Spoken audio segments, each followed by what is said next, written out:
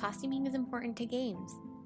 Some knock it out, and you end up seeing the looks over and over again at conventions and during Halloween, even with enthusiastic kids who just have pretty chill parents. Those looks don't happen by accident, because of course they don't. They are carefully crafted by people trained to do so, a costume designer.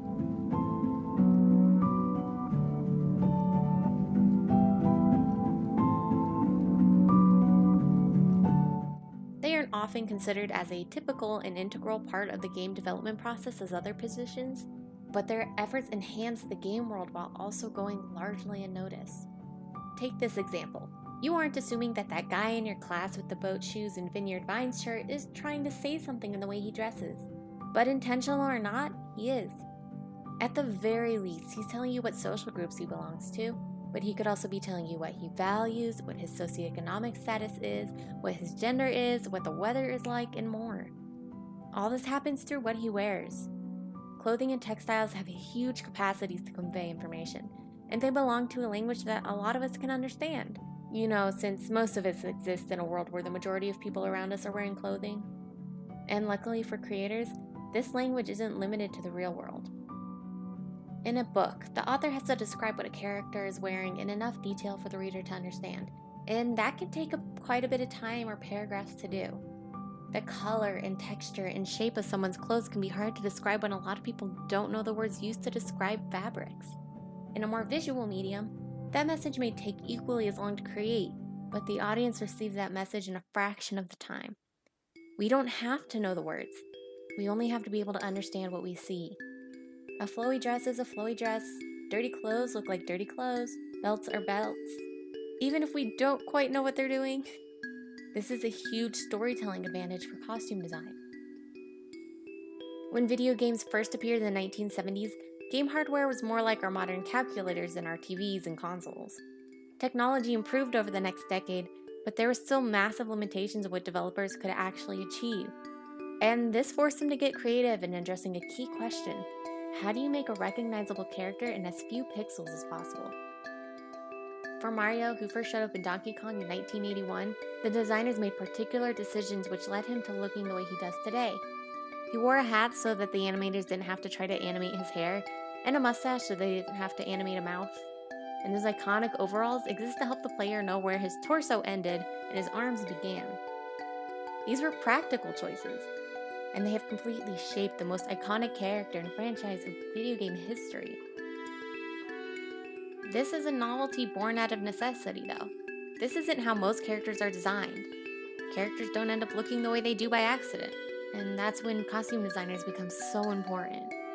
Costume designers put an incredible amount of thought and time into designing a character's look. When you're designing anything that's based in a particular locale or time period, even if you're not really, research lends an invaluable legitimacy and depth to your design. The real world is generally way more interesting than what we can come up with on a blank sheet of paper. It's impossible to recreate the variety and cultural context of a time period out of whole cloth. So you might as well lean on the resources history has been so generous to provide for us. Characters have to be unique, identifiable, and well-suited for the genre and the setting they're in. And if they're not, there has to be reasons that will tell us something that's 180 degrees different about that character. Unfortunately, most of us aren't spending a lot of time trying to read a character's outfit. We may be actually looking at it for the entire course of the game, but might not consider what it's supposed to mean. It's an invisible communication. We get the basic message and never realize there was a message at all. The hours and hours the designers poured into writing the perfect message gets forgotten, shoved into the back of the scene. And it shouldn't. Games wouldn't exist like they do if designers weren't putting the effort and consideration that they do. And games are better for it. The movement and texture of clothing really add something to the realism of the game. Often I look at games and everything seems so flat. Designers do research and sketching and tests and reviews and then possibly more research and sketching and then final drafts, all until the developers find a design or designs they want to use. And they have to nail it, or the effectiveness of the whole game can be put at risk. When the design feels inconsistent with the world, I'm distracted. Fiction bears the burden of being hyper-real. To make a story we know isn't true convincing, It has to avoid plot holes and take place in a consistent world. The moment that facade is shattered, players may have a harder time staying engrossed in the game.